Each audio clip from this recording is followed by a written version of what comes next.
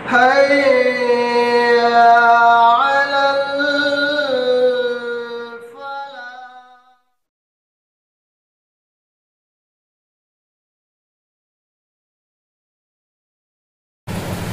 الحمد لله رب العالمين والصلاة والسلام على سيد المرسلين وعلى آله وصحبه أجمعين أما بعد أعوذ بالله من الشيطان الرجيم بسم الله الرحمن الرحيم زين للناس حب الشهوات من النساء والبنين والقناطير المقنطرة من الذهب والفضة والخيل المصومة والأنعام والحرث ذلك متاع الحياة الدنيا والله عنده حسن المآب. یہ سورہ آل عمران کی یہ آیت ہے. الحمدللہ ہم نے سورہ بقرہ کو مکمل کر لیا ہے. آج سے انشاءاللہ سورہ آل عمران کی تفسیر ہوگی. انسانی زندگی میں ایک آدمی جب اپنی زندگی اس دنیا کے اندر گزارتا ہے تو اس کے لیے بہت ساری چیزیں ایسی ہوتی ہیں جو بہت ہی محبوب ہوتی ہیں. اسی کے بارے میں رب کائنات نے اس آیت کے اندر 3-4 چیزوں کی طرف رہنمائی کی ہے اور بتلایا ہے کہ اللہ رب العالمین نے خود ان کے لیے مزین کر دیا ہے. لوگوں کے لیے رب العالمین نے مزین کر دیا ہے ان کے محبوب چیزوں کو. ان میں سے سب سے پہلی چیز من النساء عورتیں ہیں، والبنین اور بیٹے ہیں، والقناطیر المقنطرۃ من الذهب والفضة اور سونے چاندی کے خزانے ہیں، والخیل المصومہ اور گھوڑے ہیں، والانعام والحرث اور چوپائیں اور کھیتی باڑی ہے. اس آیت کے اندر سب سے پہلی چیز جو پسندیدگی میں بتائی گئی ہے وہ یہ کہ عورت ایک انسانی زندگی میں ایک انسان اگر بالغ ہو جاتا ہے تو اس کو ایک عورت کی ضرورت ہوتی ہے. اور ایک آدمی سب سے زیادہ اگر کوئی چیز پسند کرتا ہے تو وہ عورت ذات ہے. خود اللہ کے نبی صلی اللہ علیہ وسلم کی حدیث ہے، بیان فرماتے ہیں کہ اللہ کے نبی صلی اللہ علیہ وسلم خوشبو اور عورت کو بہت زیادہ پسند کرتے تھے. اور اللہ کے نبی صلی اللہ علیہ وسلم کی ایک حدیث ہے، خیر متاع الدنیا المرأة الصالحہ، دنیا کی سب سے بہترین چیز اگر کوئی ہے تو وہ نیک بیوی ہے. اگر آدمی زندگی گزارتا ہے، شادی شدہ ہے اور اس کو بہترین بیوی مل گئی ہے تو یہ جان لیجئے کہ اس کے لیے دنیا اور آخرت دونوں بنا سکتی ہے. اس لیے اللہ کے نبی صلی اللہ علیہ وسلم نے دنیا کی سب سے بہترین چیزوں میں ایک چیز یہ بھی بتلایا ہے کہ آدمی کو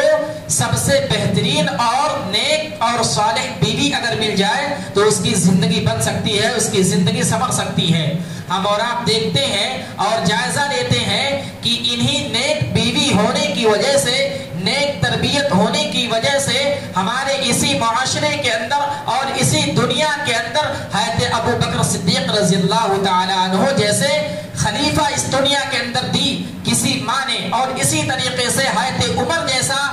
جانباز اور شہسوار جنگجو کو اس دنیا کے اندر کسی ماں نے جنا، اور اسی طریقے سے حضرت علی، حضرت عثمان غنی، حضرت صلاح الدین ایوبی، ٹیپو سلطان اور بہت سارے ایسے جنگجو اس دنیا کے اندر آئے کیونکہ ان کی مائیں جو تھیں وہ نیک اور صالحہ تھیں. ان کی مائیں جو تھیں بہت ہی بہترین تھی، ان کی تربیت جو تھی بہت ہی بہترین طریقے سے تھی. تو اللہ کے نبی صلی اللہ علیہ وسلم نے فرمایا کہ اگر آدمی کے زندگی میں بہترین بیوی مل جائے، بہترین ماں مل جائے تو اس کی زندگی سنور سکتی ہے، اس کی زندگی بن سکتی ہے، اس کی دنیا کی زندگی بھی کامیاب ہو سکتی ہے اور آخرت کی بھی زندگی جو ہے کامیاب ہو سکتی ہے. اس لیے اللہ رب العالمین نے سب سے پہلے تذکرہ جو کیا وہ عورت کے بارے میں کیا. اور دوسری چیز والبنین، اور جو ہے دوسری چیز اگر اس کے اولاد ہے اور بہترین اولاد ہے تو وہ اپنے معاشرے کو جو ہے بہترین بنا سکتا ہے،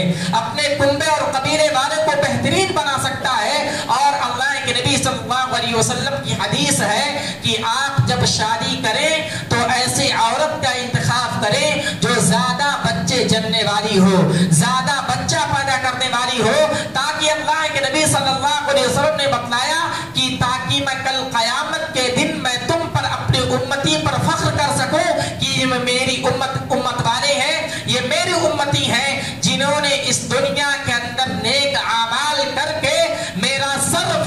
سے بلند کر دیا ہے، جو امت محمدی ہے اللہ کے پیغام کو دنیا پر بلند کیا ہے۔ جب نیک مائیں ہوں گی تو بیٹے بھی نیک ہوں گے، صالح ہوں گے، اللہ کے فرما بردار ہوں گے، قرآن کے مطابق زندگی گزاریں گے، رسول اکرم صلی اللہ علیہ وسلم کے فرمان کے مطابق اپنی زندگی گزاریں گے۔ اور اسی طریقے سے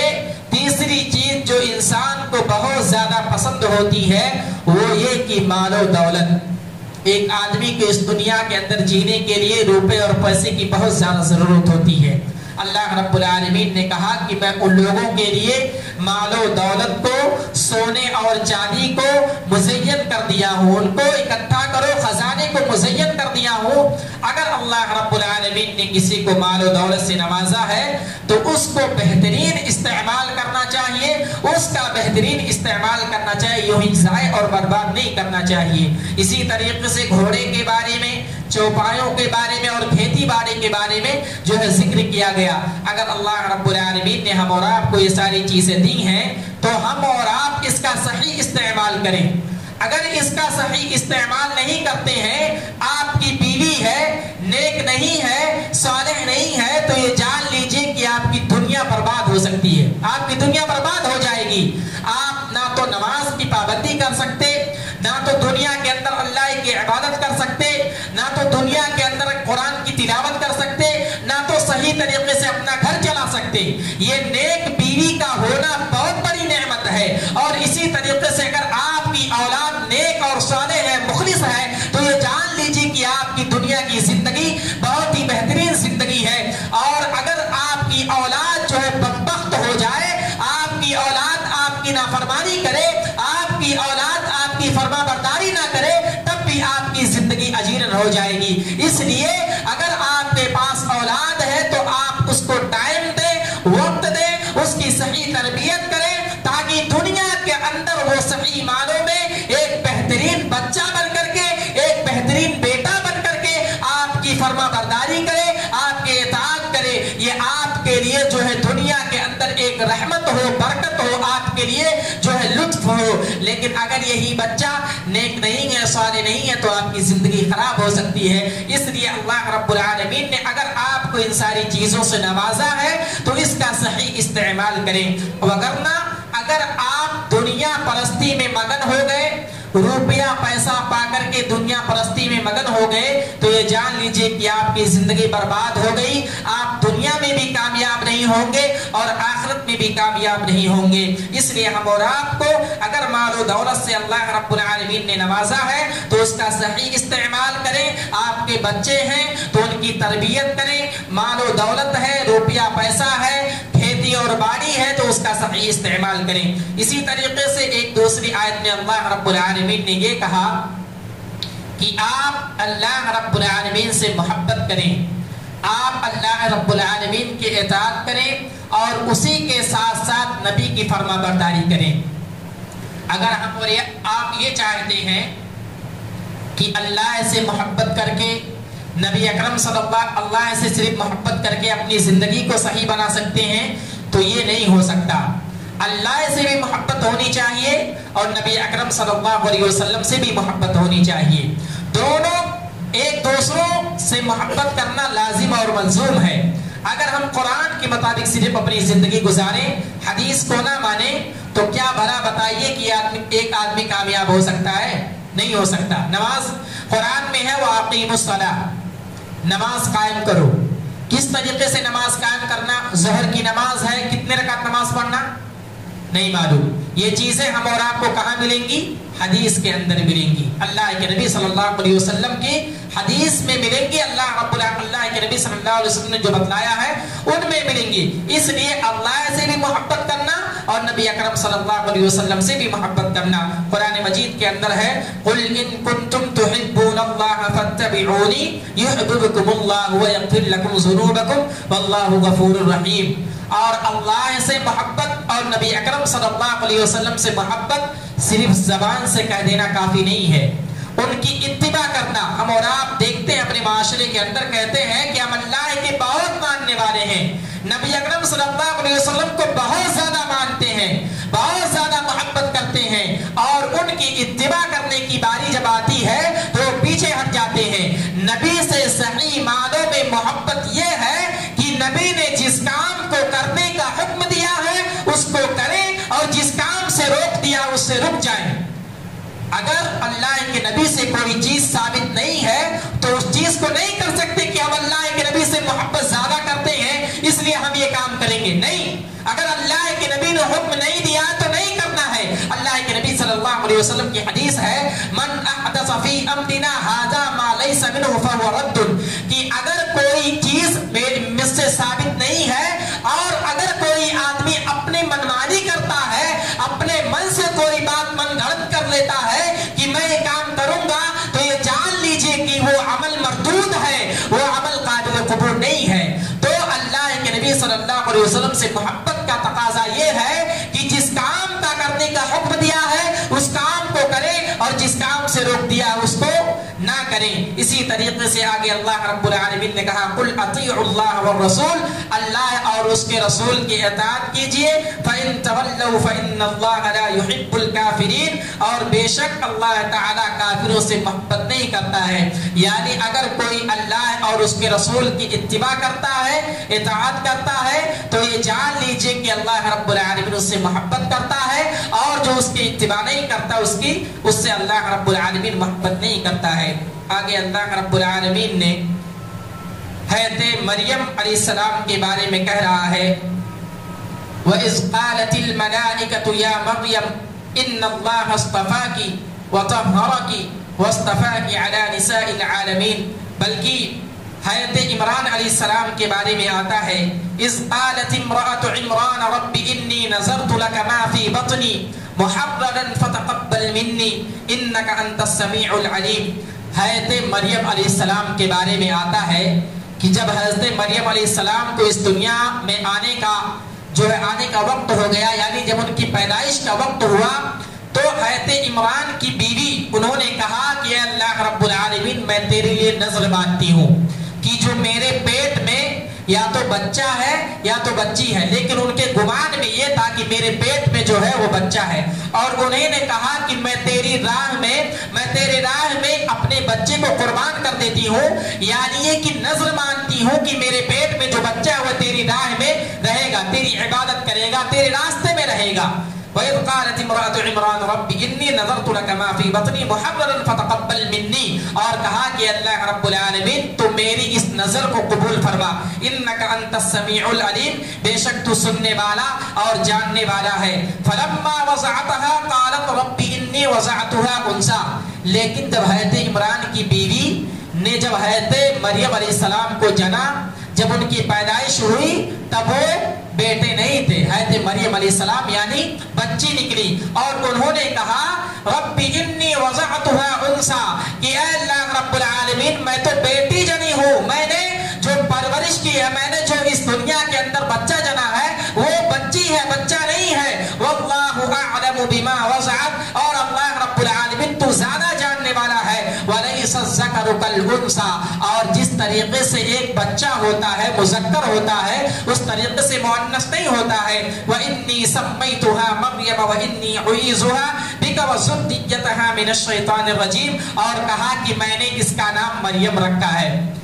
ان کی خواہش یہ تھی کہ میرے پیٹ میں جو بھی ہے وہ بچہ ہو, بچی نہ ہو. ایک یہ کہ جس طریقے سے ایک آدمی جب بچہ ہوتا ہے تو وہ جس طریقے سے کام کر سکتا ہے اللہ کی راہ میں, ایک بچی نہیں کر سکتی ہے. تو وہ افسوس کرنے لگی, افسردہ ہو گئی کہ میرے پیٹ میں بچہ ہونا چاہیے تھا, یہ بچی ہو گئی. لیکن یہ آگے چل کر کے کیا ہوئی, حضرت مریم علیہ السلام, یہ کن کی ماں ہے, حضرت عیسیٰ علیہ السلام کی ماں ہے. اور ان کے لیے کرامات ہوئے, ان کے سامنے کرامات ہوئے. اللہ رب العالمین نے فرمایا فتقبلها ربها بقبول حسن وانبتها نباتا حسنا وكفلها زكريا كلما دخل عليها زكريا المحراب. حضرت زکریا علیہ السلام جو کہ نبی گزرے ہیں, حضرت مریم علیہ السلام کے خالو زاد تھے, یہ خالو تھے ان کے, اور ان کی کفالت کرتے تھے. جب حضرت زکریا علیہ السلام حضرت مریم علیہ السلام کے گھر میں جاتے تھے, ان کے حجرے میں جاتے تھے, تو دیکھتے تھے کہ ان کے پاس پھل موجود ہے,